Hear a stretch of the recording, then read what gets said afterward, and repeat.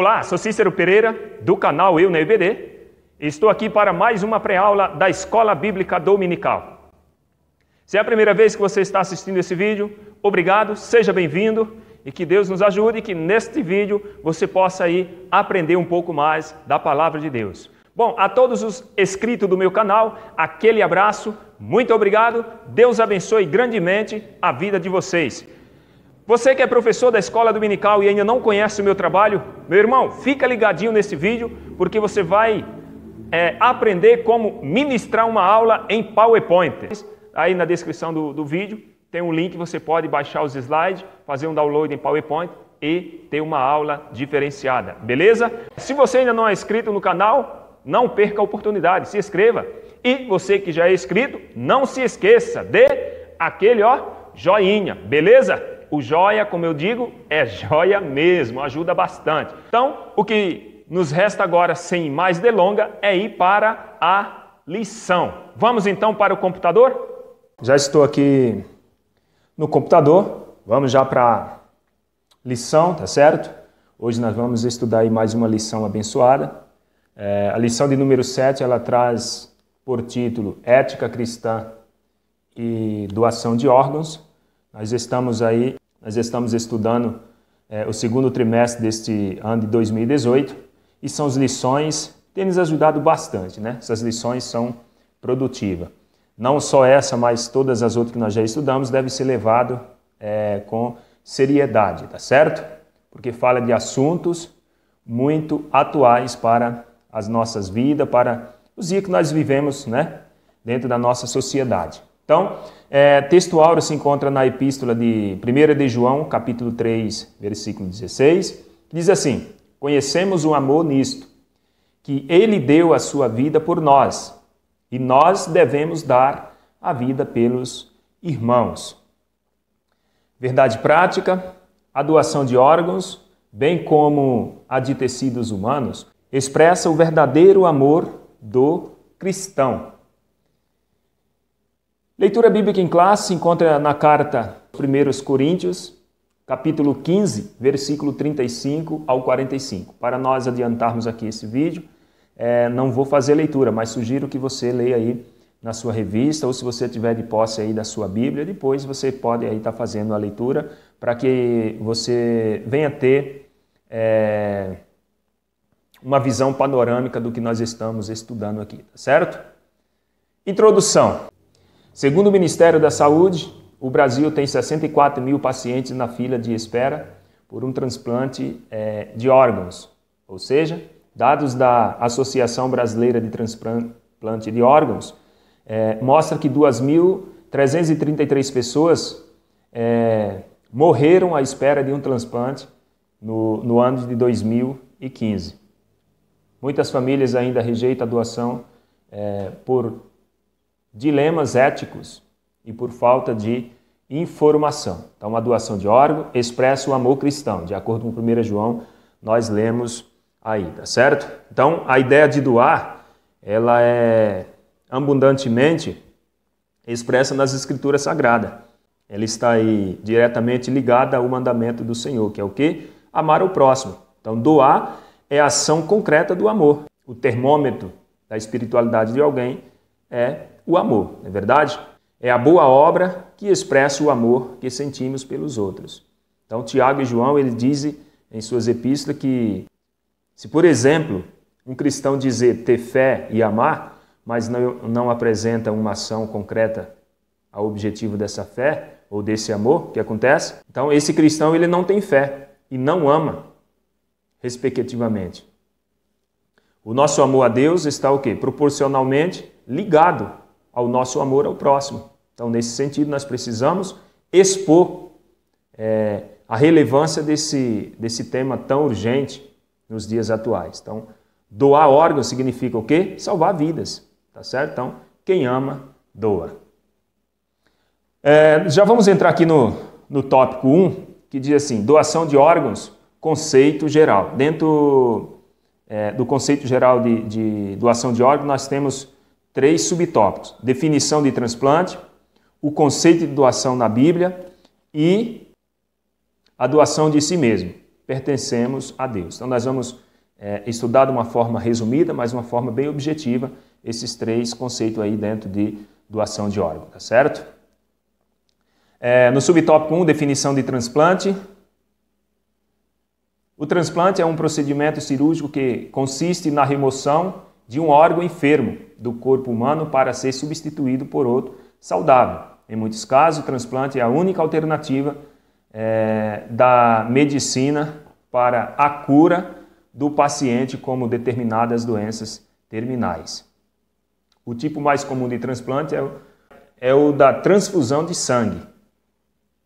O transplante de células tronco adultas pode ser realizado entre pessoas vivas e, portanto, não apresenta problemas étnicos. Como a Bíblia ensina que a vida tem início na fecundação, de acordo com Jeremias 1,5, a ética cristã desaprova o uso das células tronco embrionárias. Por quê? Pois este procedimento interrompe a vida do embrião. Porque quando o espermatozoide fecunda o óvulo feminino da mulher, ali já se inicia o ciclo da vida de acordo com a Bíblia Sagrada. Tá certo? Falando aqui de transplante de órgãos, é importante aqui nós tirarmos algumas lições para as nossas vidas. Primeiro, quero falar aqui dos médicos. Os médicos, eles são bênçãos na mão de Deus, tá certo? Só que eles são limitados. Os médicos, eles vão só até determinado lugar. Então, existem coisas que só Jesus, que é o médico dos médicos, né, ele pode realizar. E também nós não podemos descartar aí o aspecto do milagre, porque aonde a medicina tradicional não chega, o médico dos médicos, que é Jesus, né, ele pode operar o milagre. Então, o aspecto do milagre aí é importante. A prova de que Deus ele não é contra os médicos é que ele mesmo permite que um médico, né, ele permite que um médico escrevesse aí 2 livros. Esse médico tem o pronome de Lucas, ele escreveu o livro de Lucas e o livro de Atos dos Apóstolos foi escrito aí pelo doutor Lucas. Então essa aí é a prova de que Deus ele não é contra os médicos. Até em outra oportunidade ele disse, o próprio Jesus disse, quem precisa de médico são os doentes. Então os médicos também ele pode ser instrumento de Deus para a cura. Deus pode usar também os médicos aí para a cura. Então, Colossenses 4,14, diz assim, Lucas, o médico amado, e Demas enviam saudações. Então, só para ficar aí claro, né, que Deus usou aí o médico Lucas para escrever 2 de seus livros, 2 dos livros da Bíblia Sagrada. E falando aí do aspecto do milagre, nós temos 2 referências bíblicas. Primeiro em Gênesis, no Velho Testamento, 18:14.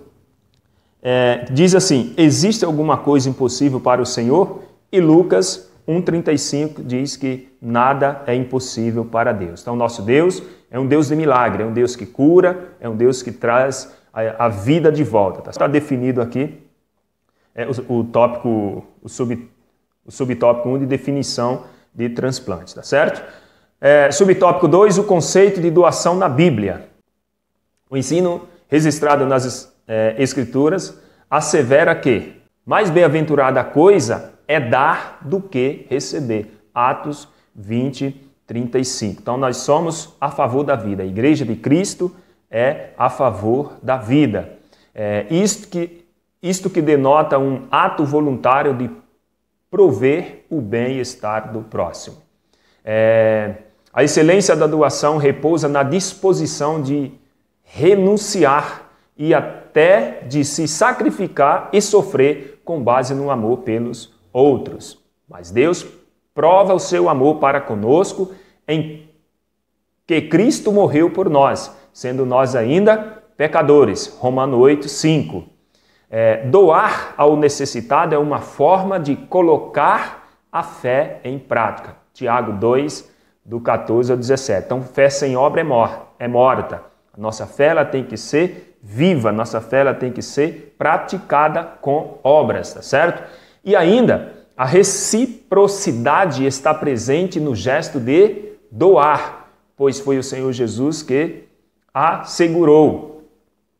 Ele diz assim, dai e ser-vos-á dado. Lucas 6, 38, parte A. Então, quem dá, automaticamente recebe. Então, mais bem-aventurado, disse o Senhor Jesus, é quem dá do que aquele que recebe. Então, cada um de nós dá aquilo que tem. Então, o que é que você tem para doar? O que é que você tem para dar? Eu só posso dar aquilo que eu tenho, tá certo? Então, há algo importante aqui, como aplicação prática para as nossas vidas. Estamos sendo incentivados aqui a colocar o amor cristão na prática. O que Jesus está ensinando aqui é simplesmente nós colocarmos o amor cristão em prática. Então, essa é a incentiva do Evangelho.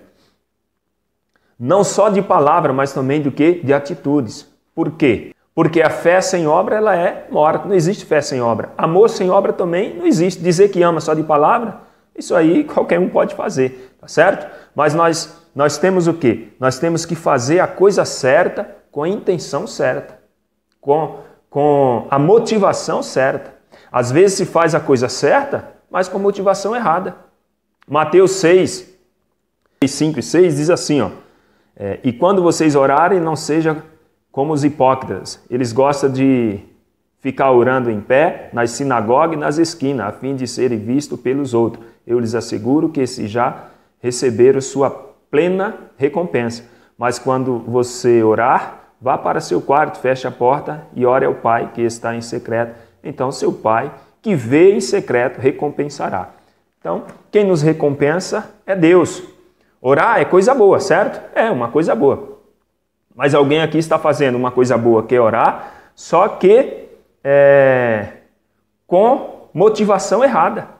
A motivação dele era ser visto pelos homens, pelos outros. E aí Jesus criticou, tá certo? Então, quando se faz para ser visto pelos homens, para receber aplauso dos homens, para receber o galardão dos homens, então nós já recebemos aqui. Jesus diz que quando a gente faz o bem e toca a trombeta, dá uma esmola e toca a trombeta, nós já estamos recebendo a nossa recompensa. Outro exemplo aqui que nós devemos tirar está no versículo 16. Quando jejuarem, não mostrem uma aparência triste como os hipócritas, pois eles mudam a aparência do rosto, a fim de que os outros vejam que eles estão jejuando. Olha só, então tem pessoas que jejuam e faz questão de que os outros vejam que ele está jejuando. Né? Fica meio cabisbaixo, fica meio quieto, para que alguém pergunte o que aconteceu, o que está fazendo, o que houve. Aí ele vai falar, não, que eu estou jejuando, ou como na linguagem dos cristãos, né? Estou no azeite. Então, ou seja, para ser visto pelo próximo. Então, quando eu faço isso e as pessoas verem, eu já recebo o meu galardão. Nós temos que fazer a coisa certa com motivação certa. Outro exemplo é o da viúva. Ou seja, o Senhor, ele estava ali observando o que aquelas pessoas estavam fazendo, estavam depositando ali as suas ofertas. Então, aquela viúva foi a oferta menor que foi depositada no gasofilácio. Só que ela fez aquilo com o coração voluntário, com a alma, tá certo? Então Jesus ele estava observando e viu. Ele disse o seguinte, que ela deu mais do que todo mundo, mesmo o valor monetário sendo o menor de todos.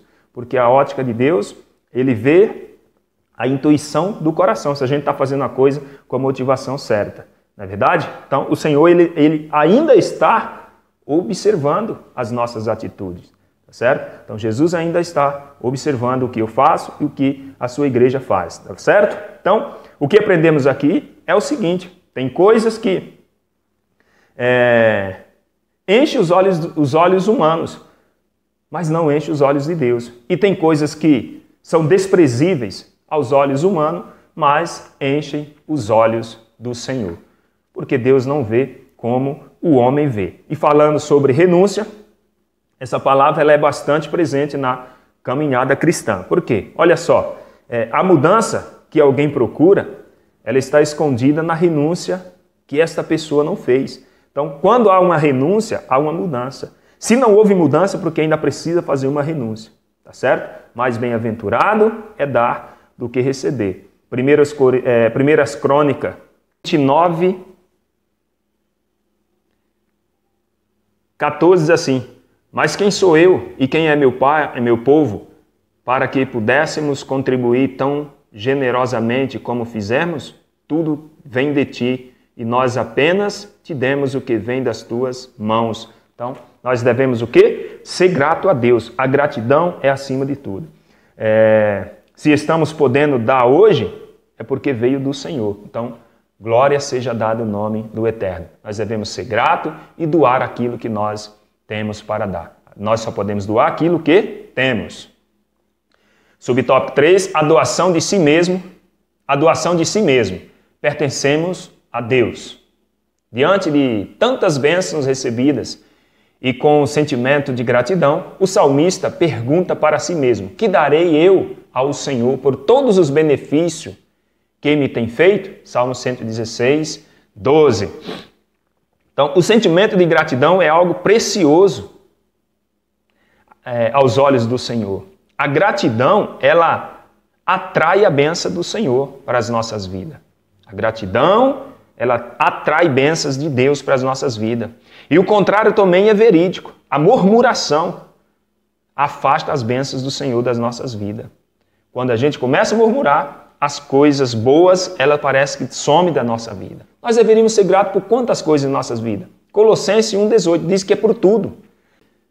Deem graças em todas as circunstâncias, pois esta é a vontade de Deus para nós em Cristo Jesus. E Romanos 8, 28, sabemos que Deus age em todas as coisas para o bem daquele que o ama, dos que foram chamados de acordo com o seu propósito. Então nós devemos ser gratos a Deus por tudo, dar graças a Deus em tudo e por tudo, porque Deus ama aquele que é grato, aquele que tem gratidão. Então, até aquilo que o inimigo intenta para o mal para o seu mal, para o nosso mal, Deus reverte isso em bênção para as nossas vidas. Não é verdade?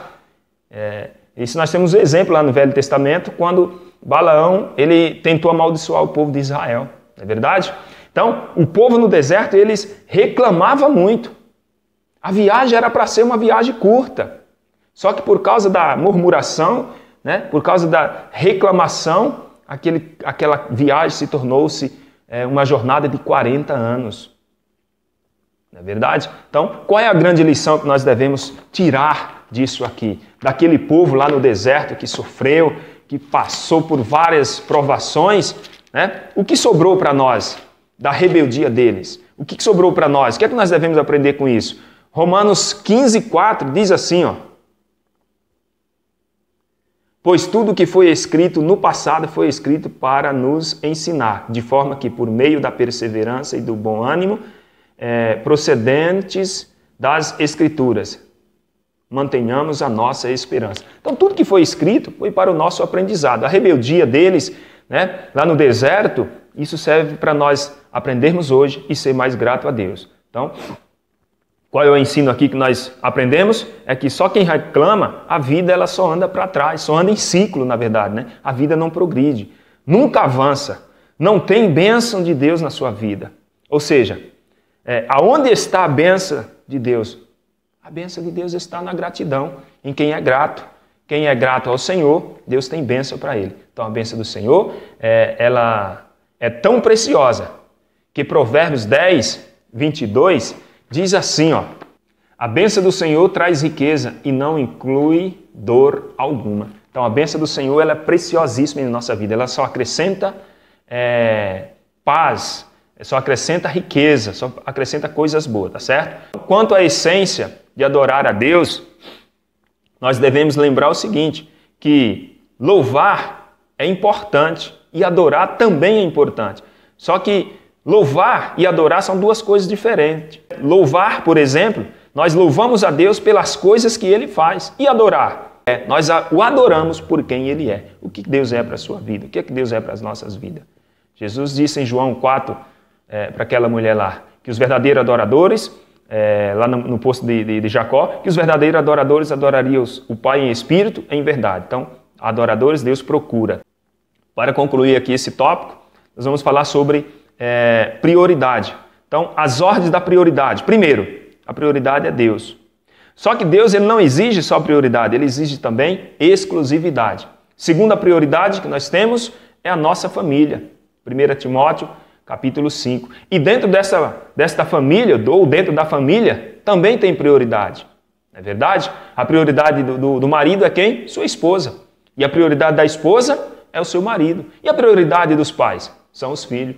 Então, dentro dessa prioridade, nós deveríamos o quê? Amar as pessoas e usar as coisas.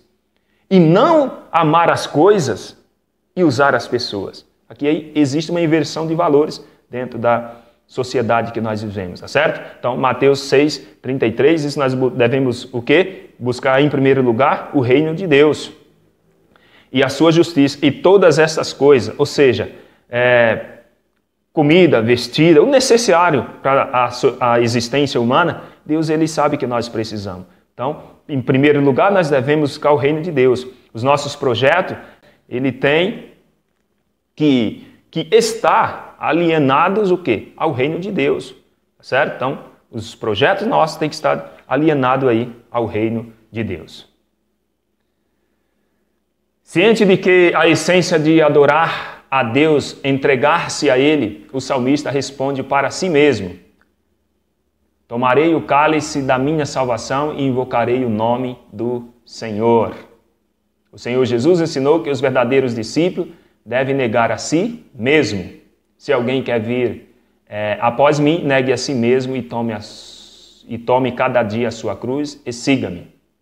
Esse é o compromisso de não seguirmos a forma mundana de viver. Alegrai-vos na esperança, sede paciente na tribulação e perseverai na oração. Romano 12:12.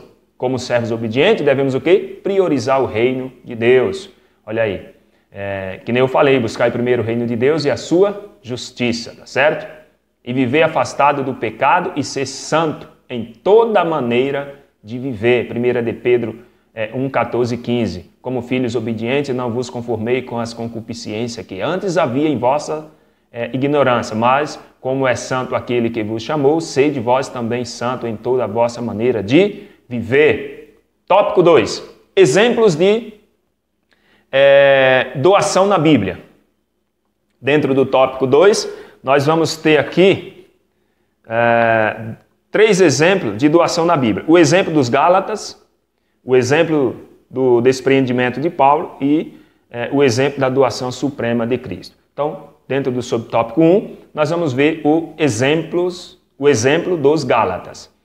A igreja na Galácia foi fundada por Paulo quando este empreendeu sua primeira viagem missionária, isso por volta de 40 a 48 depois de Cristo. Na ocasião, o apóstolo ele sofria de uma enfermidade não especificada na Bíblia, de acordo com 2 Coríntios 12:7. Ao evangelizar a região da Galácia, Paulo deixou o índice de ter sentido os efeitos da doença na sua carne, Gálatas 4:13.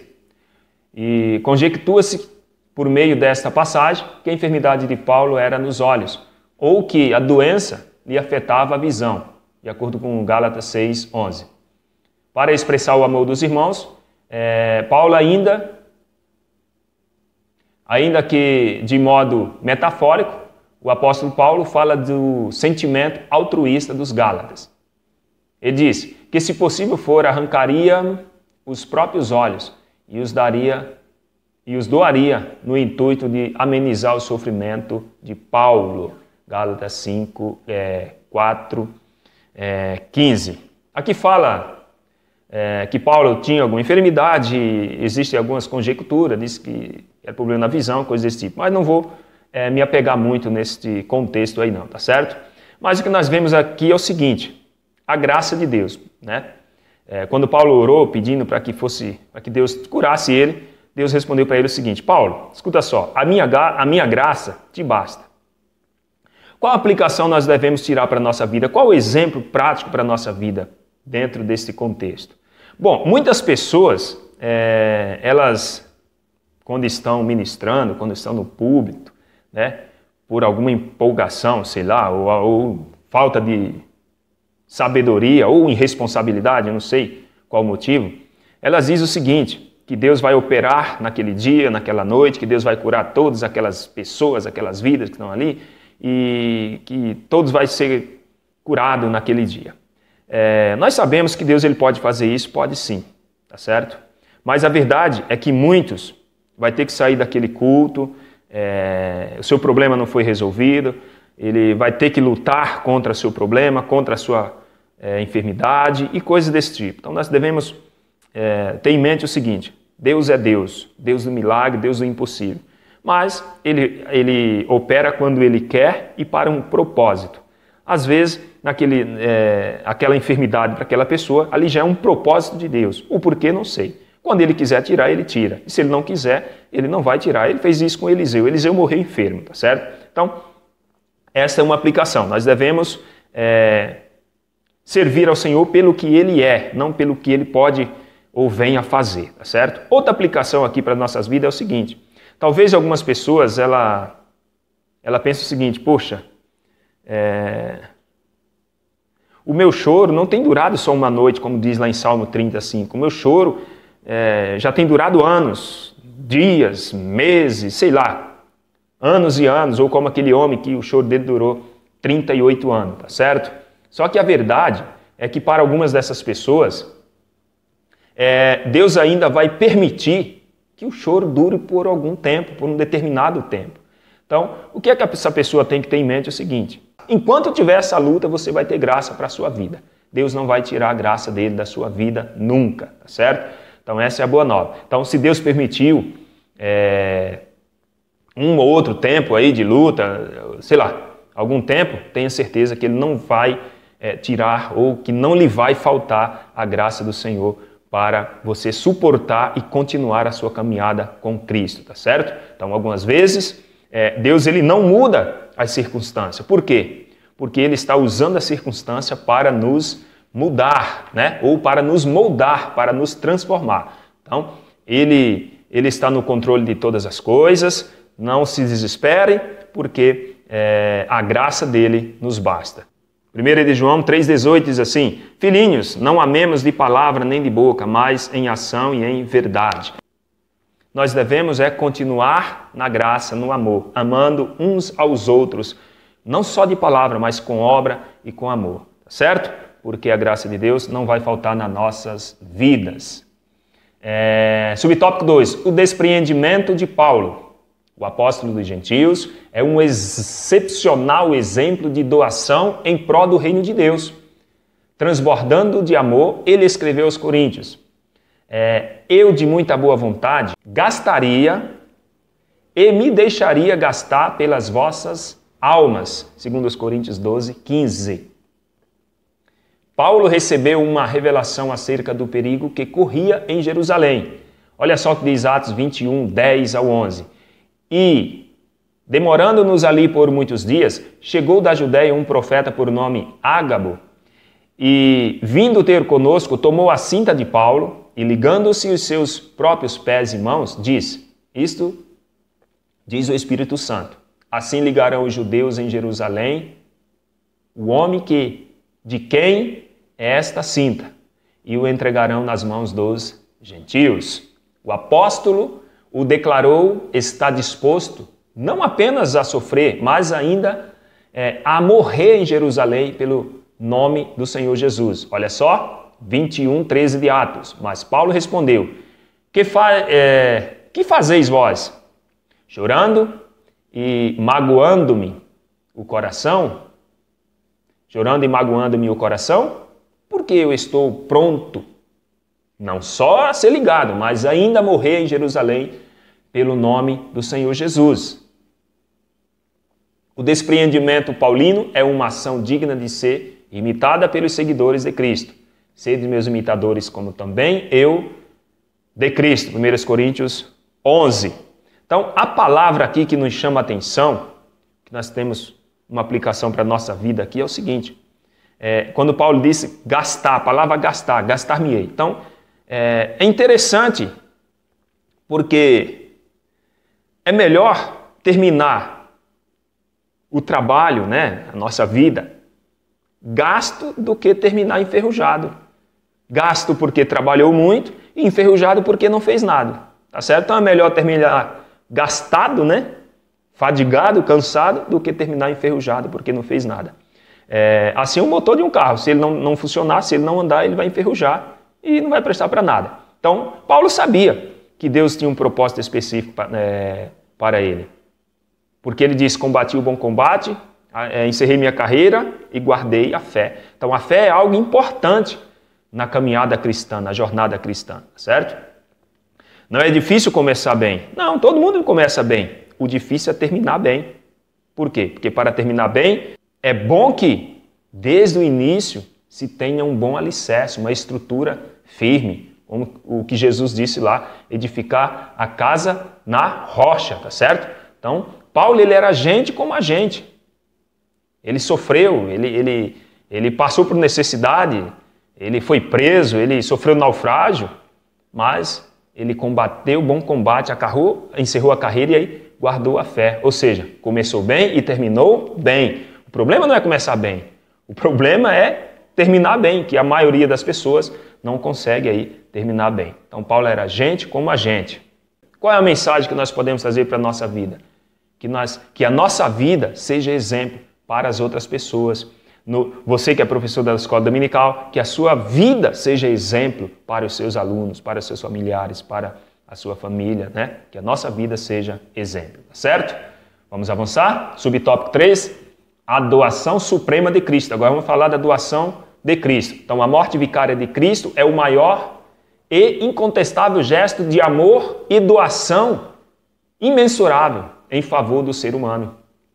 Ele afirmou que voluntariamente, ninguém a tira de mim, mas eu de mim mesmo a dou. João 10, 18. Então Cristo disse que ninguém tira a vida dele. O maior amor de Deus, João 3,16. E Deus amou o mundo, né, as pessoas, de tal maneira que deu seu Filho unigênito para que todos aqueles que nele crê não pereça, mas que tenha a vida eterna. Então o maior gesto Jesus deu. Foi o que? Foi o seu amor, a maior dádiva, a maior oportunidade, a maior promessa, né? A maior oportunidade da vida está em Cristo. Cristo doou a sua vida por nós. Cristo não doou um órgão qualquer, Cristo não doou um coração ou um rim, não. Ele doou a sua própria vida em prol da humanidade. Então esse foi o maior gesto de amor, a maior doação. Então a doação de órgão, ela deve ser praticada dentro do cristianismo, dentro da ética cristã, porque quando você doa, você está ajudando alguém a ser feliz. E quando eu faço o outro feliz, isso é recíproco, eu também fico feliz. Então, que nós sejamos eternamente gratos ao Senhor por esta doação, que foi a doação da vida do próprio Cristo para nos salvar. Certo? Bom, as Escrituras afirmam que essa doação estava o quê? Fundamentada exclusivamente no amor, uma vez que Deus prova o seu amor para conosco em que Cristo morreu por nós, sendo nós ainda pecadores. Foi por intermédio do sacrifício de Cristo e de sua vitória sobre a morte que fomos resgatados de nossa vã maneira de viver. 1 de Pedro 1, 18 ao 21 diz assim: sabendo que não foi com coisas corruptíveis como prata, ouro, que fosse resgatado da vossa vã maneira de viver, que por tradição recebeste dos vossos pais, mas com o precioso sangue de Cristo, como de um cordeiro imaculado e incontaminado, o qual, na verdade, em outro tempo foi conhecido, ainda antes da fundação do mundo, mas manifestado nesses últimos tempos, por amor de vós, e por ele credes em Deus, que o ressuscitou dentre os mortos e lhe deu por glória, para que a vossa fé e esperança estivessem em Deus. Então essa foi a maior doação, o sacrifício vicário de Cristo. Tópico 3 e último tópico, diz assim: doar órgãos, um ato de amor. Subtópico 1, o princípio da empatia e da solidariedade. O que é empatia? Empatia é a disposição de colocar-se no lugar do outro, né? É sentir a dor do próximo, certo? Cristo nos ensinou no Sermão do Monte. Ele diz assim: tudo o que vós quereis que os homens vos façam, fazei-o também vós. Mateus 7, 12. Duas questões nós devemos observar aqui. A primeira é que o Evangelho ele resiste diversas vezes à seguinte expressão: e Jesus, motivado de íntima compaixão. Tudo que Jesus fazia era por íntima compaixão. Tudo que Jesus, os milagres que ele operava era por amor, era por íntima compaixão. Então ele fazia o que fazia, movido de inteira compaixão. Tem uma recomendação bíblica aqui para nós, em Romanos 12, 15. Alegrem-se com os que se alegram, alegrem-se com os que se alegram, chorem com os que choram. Olha só, Romanos 12, 15 diz que nós devemos nos alegrar com os que se alegram, mas também chorar com os que choram. Então, tudo o que fazemos aos outros, em outra instância, estamos fazendo a nós mesmos. Então, tudo que fazemos aos outros, nós estamos fazendo para nós mesmos, tudo. Exemplo, ninguém pode jogar barro, lama em outra pessoa se primeiro ele não suja as suas próprias mãos. É assim? Então, quando eu vou fazer o mal para outra pessoa, eu estou fazendo o mal para mim mesmo.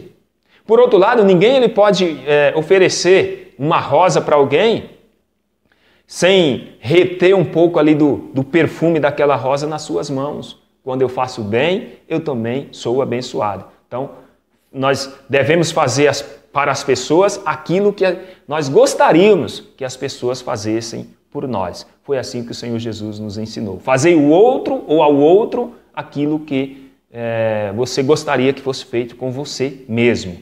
Subtópico 2, o princípio do verdadeiro amor. Qual que é o princípio? O princípio do verdadeiro amor é o seguinte: amar a Deus e ao próximo como a si mesmo.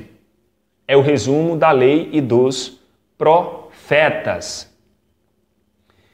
Mateus 22, 37 ao 40, assim, Jesus disse: amarás o Senhor teu Deus de todo o teu coração e de toda a tua alma e de todo o teu pensamento.